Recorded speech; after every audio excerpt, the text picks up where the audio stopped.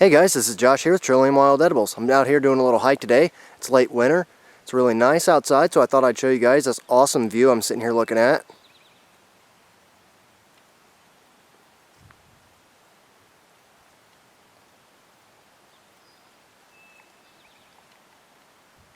On my way back, I'll show you guys the plants that are coming up, just to let you guys know that there are some plants that are out and about in late winter, early spring that you can go and forage. This is a great time of year because this is when everything first starts coming up. You can see all those dark red globules there. Those are all old sumac trees. What that tells me is that if I come back later this year, towards the fall, August and October and such, I'm probably going to be finding more sumac trees. So this is a spot that I'm definitely going to remember because I want to come back and I want some sumac. As you guys can see, I've got quite a bit of brush to go through. That's alright.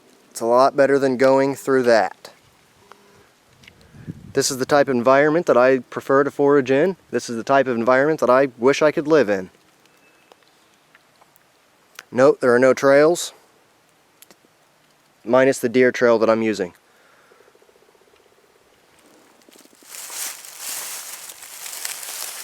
And deer poo that I stepped in. This little flower that you see in front of you is a Carolina Spring Beauty. There are a couple of ways that you can tell this. First and foremost, this very, very slender stalk and these very narrow, drooping, almost hanging leaves. See, these leaves are very narrow, they're long, they come to a very fine point at the end.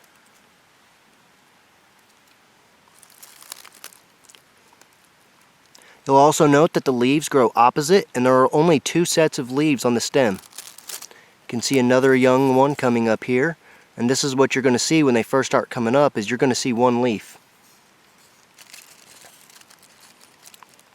You can see here there are more flower buds. And you'll also notice this extremely beautiful white flower with 5 petals. And you'll also notice at the ends of the pistils in the flower, there's these little bitty pink speck-like things. Now this flower has a pinkish hue to it, and it may be kind of hard to see because of the lighting. However, it's kind of pink and white at the same time.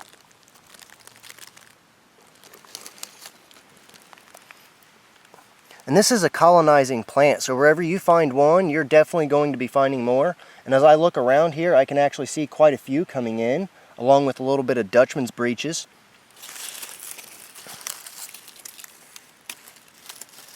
Here's another leaf of Carolina Spring Beauty. Here's another. You can see some more of these long, slender Carolina Beauty leaves coming in.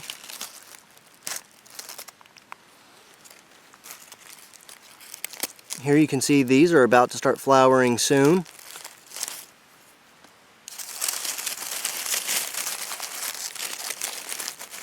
Now this plant has a bulb at the very base of it. It's very small and they're not very deep, so that's kind of nice.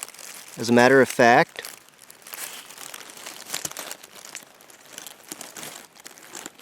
you can see this one right here. And this is extremely typical.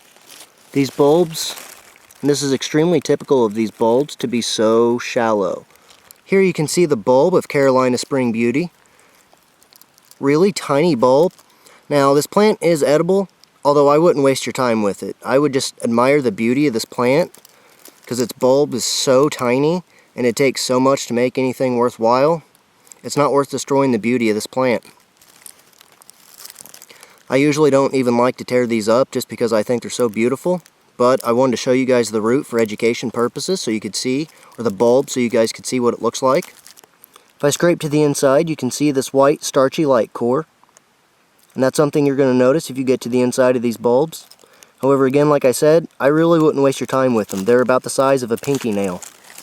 And there you can see my pinky fingernail and the bulb on top of it, and it's almost exactly as big as my pinky fingernail. So these really aren't worth your time. But I'm going to put this back. It's not going to hurt it, actually. It'll just re-sprout from this bulb. That's another good thing about them, is if you leave the bulbs, they're just going to regrow again. And since they're a colonizing plant, there's plenty of them around. You know, I'm probably sitting next to easily next to 50 or so. But I thought I'd show you guys the Carolina Spring Beauty so you know what it looks like, and you know what the root looks like, or the bulb. So that way you know not to waste your time with it. The little plant that you see right here is bull thistle. You can tell this in a number of ways. First and foremost is these very, very spiny leaves. You can see these things are absolutely covered in spines. Right now these spines are actually soft because this plant hasn't reached its end size yet, so that's good. You can see these inside ones are still growing nice and firm.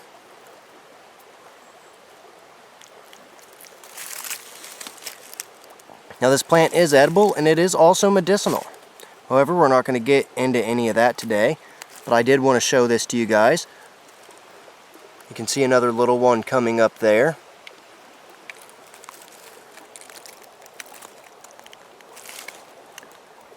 But here you can see all of these little spines and all these little hairs.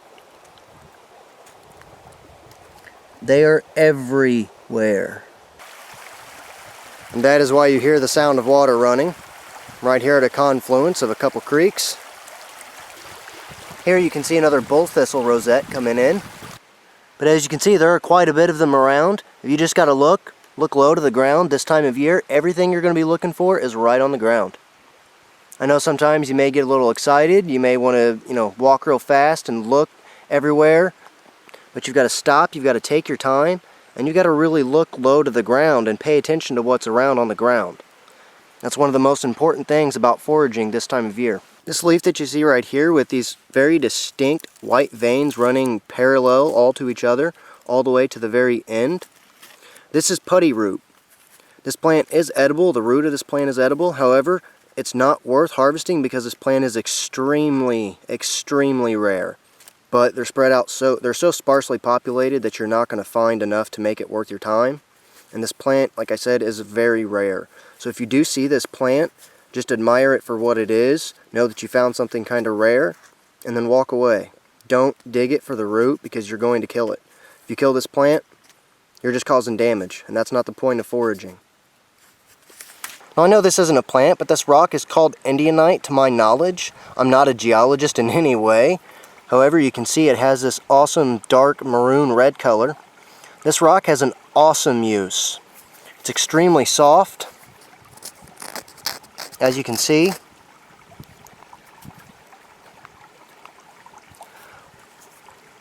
I use this rock for paint whenever I'm trying to paint anything and I need a natural pigment. This rock makes an awesome natural rust red color, and there's plenty of it around in the streams, most of the streams in Indiana that I've been around. If you just look real carefully, you can find pieces that size.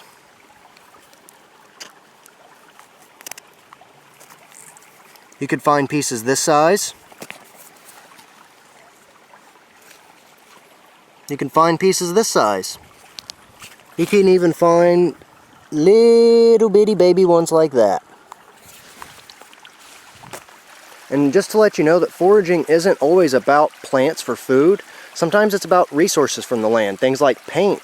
Sometimes it's about things like wood. Maybe you need to know what kind of wood to make a bow drill set. Knowledge of woods and trees and foraging can help get you there. So foraging isn't, like I said, just all about plants and food. Sometimes it's about other things as well.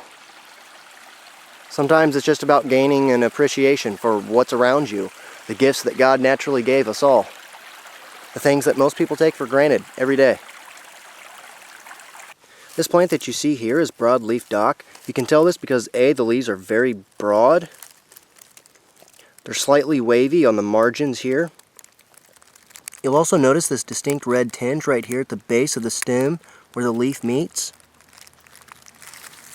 Now broadleaf dock is edible. These leaves are edible raw. The root is also medicinal. This plant is in the rumex family, which means it is a relative of buckwheat. Another plant that's in this family is curly dock. Now you may remember curly dock from my curly dock seed flour pancake, and that's something you can also do with the seeds of broadleaf dock. So that's just something to kind of keep in mind. And this kind of again brings credence to the fact that you really want to look on the ground this time of year in the spring or the late winter, because that's where everything that's going to be edible is growing.